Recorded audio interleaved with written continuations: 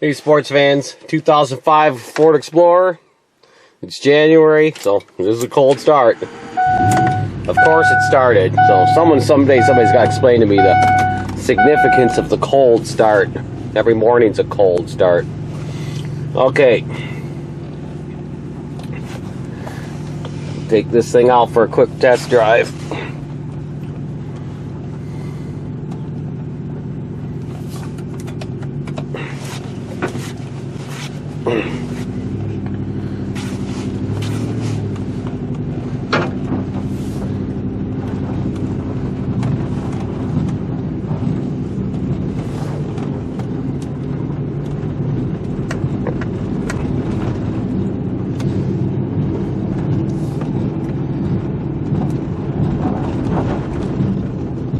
Now, there's nothing more disheartening than when you get in a vehicle and think you're going to go somewhere,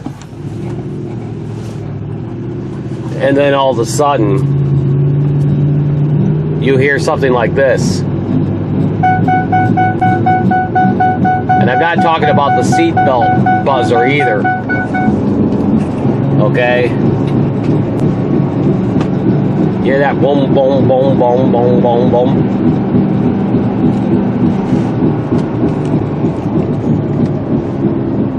I hear a little better now. Hear that? Well, that happened to me last night, and I'm pretty sure I know what it is. Outside the vehicle, when you're standing by somebody drives by, you can barely notice it at all. I guess I'm gonna have to put on my seatbelt so we don't hear that buzzer.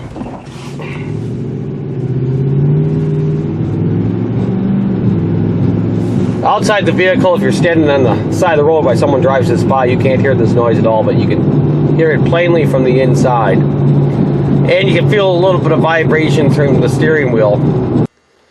Well, I think I found my problem. You see that? When that shows up on camera, it sure is easy to see in person. That wheel shakes. So the wheel bearing is shot on this one front corner. So we'll have to do something about that. Hopefully it's not as hard to change the front wheel bearings as it is the rear on this. Alright, we have identified the problem. Bad front wheel bearing. So the first thing we'll do is we'll take off this wheel.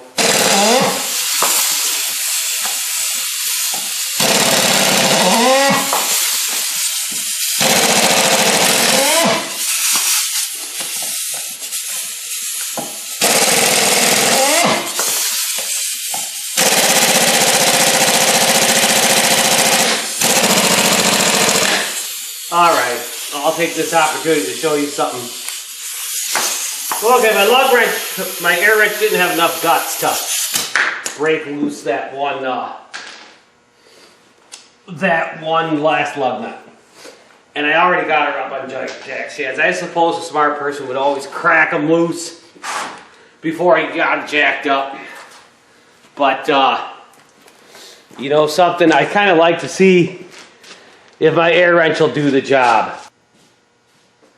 Let's just say that for whatever reason you're in the situation that I'm in, your air wrench won't do the job, your vehicle's off the ground, you don't want to pull all the jack stands out and let her all the way down. What you can do here actually is jack her up a little bit higher and put a block under it and then let her down on the block.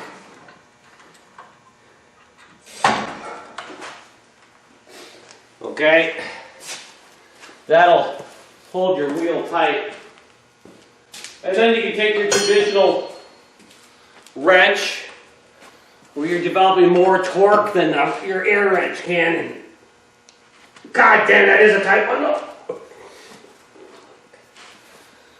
For a while there I was getting down on my air wrench, but holy crap, I can't take anything away from my air wrench on something that tight. Holy cow, huh?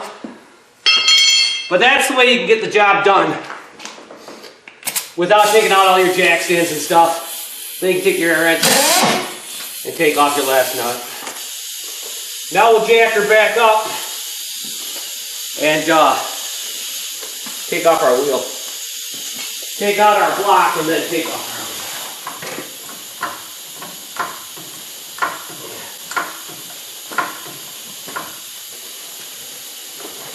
There we go. Almost.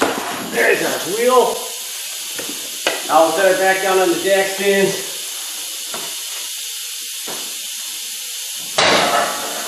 It's probably a little bit easier to see what the problem is now. I would definitely think you can see that on camera.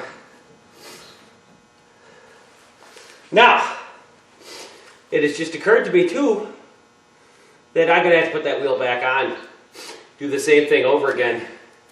Because I got to take off this nut.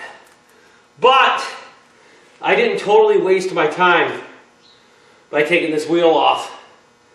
Because this nut here is so crusted up that I think it's going to take a certain amount of time cleaning that up, and you couldn't have done it with the wheel on because it's kind of is recessed into the thick aluminum wheel.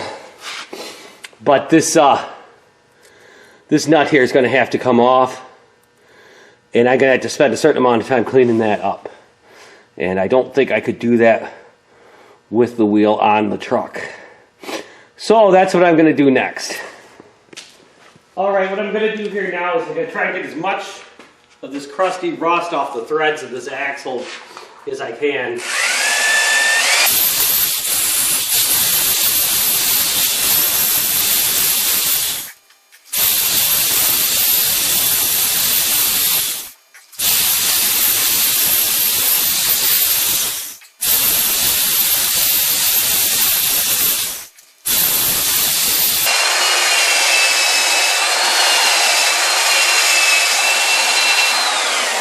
Alright, let's take a look at this and see if I got this anywhere near good enough.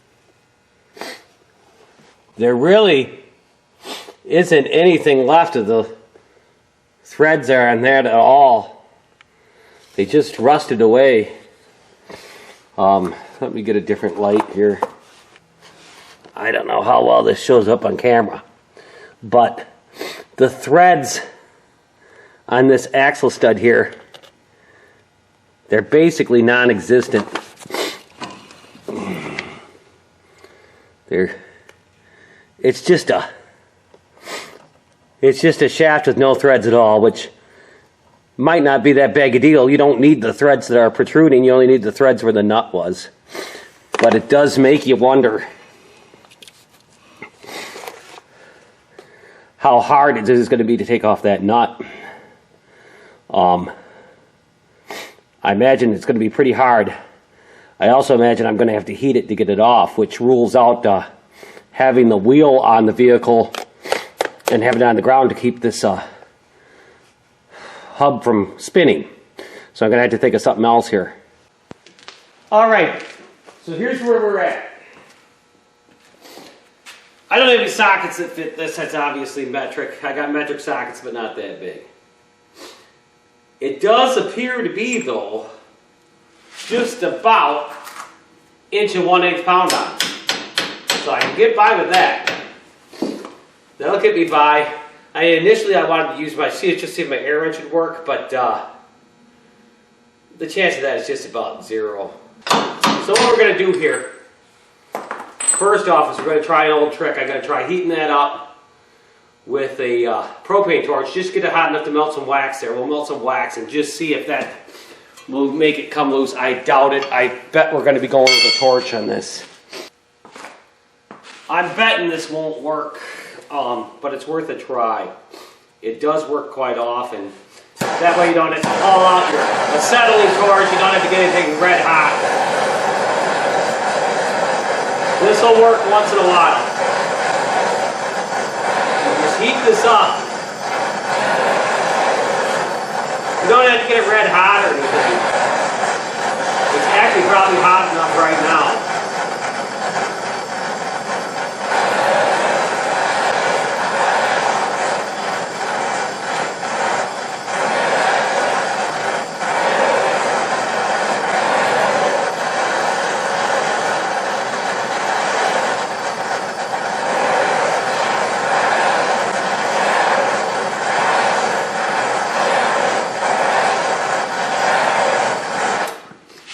get it hot enough to melt some wax, then you just take a wax, a regular candle wax, and you touch it right to where the nut meets the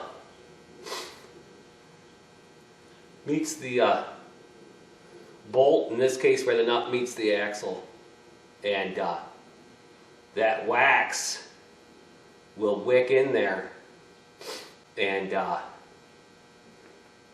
make it so you can remove the nut. Now, I don't really expect this to work in this particular situation, but I'm going to give it a try. Simply because it's easier to do than anything else right now. Now, the size here is 1 1/8 pound on.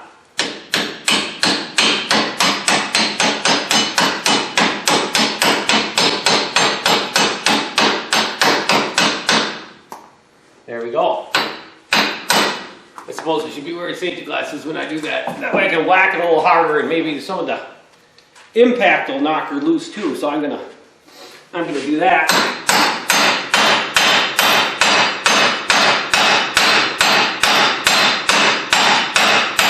All right, that might help some too. Now what I've done here is I figured I couldn't have the wheel on it, it'd be in the way of stuff, but I can't have this hub spin.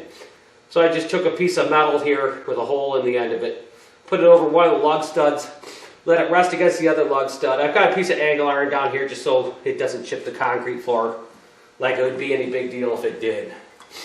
But, okay, so this is what we got going on here. Now I'll put this on, and it is looking like I'm probably going to have to turn these wheels. I'm going to turn the wheel so this will be sticking out and it won't be hitting the body of the car. But we got this going on. This will work. It could work. Let's see what happens now. Unbelievable. Unbelievable. Hey, I cannot believe how easy that's turned off. Can you believe that, sports fans? If there was no rust at all on this, it would be chances are very difficult to remove. God, maybe I should have tried it before the candle wax to see if that's what took care of it. I cannot believe how easy this is turned off. Holy cow. Now I can't guarantee you the candle wax did the trick here because it might have been easy to remove anyway. But I was expecting the fight of my life. Look at that, huh? Like I say, these are difficult to remove. There's no rust at all on them. I am quite shocked how easy this was to remove this nut. I don't know, maybe later I'll look up on the torque specs. Maybe it's a low torque. Usually these are a fairly high torque, like over 100 pounds, maybe 150 pounds. I never dreamed that would be that easy. Not in a million years. Holy cow. Now, before I get that all the way off, I'll try and get the socket off it because I pounded it on. So let's see if we can. Oh, a little bit too loose there. Don't want to booger up the threads. Of course, the threads are kind of non-existent anyway there, aren't they? That's why it was, that's why, I tell you what, I'll just punch that out. I'm not going to risk screw anything up, but there really aren't any threads on the exterior to that anyway, so no real damage done there. Okay, at this point,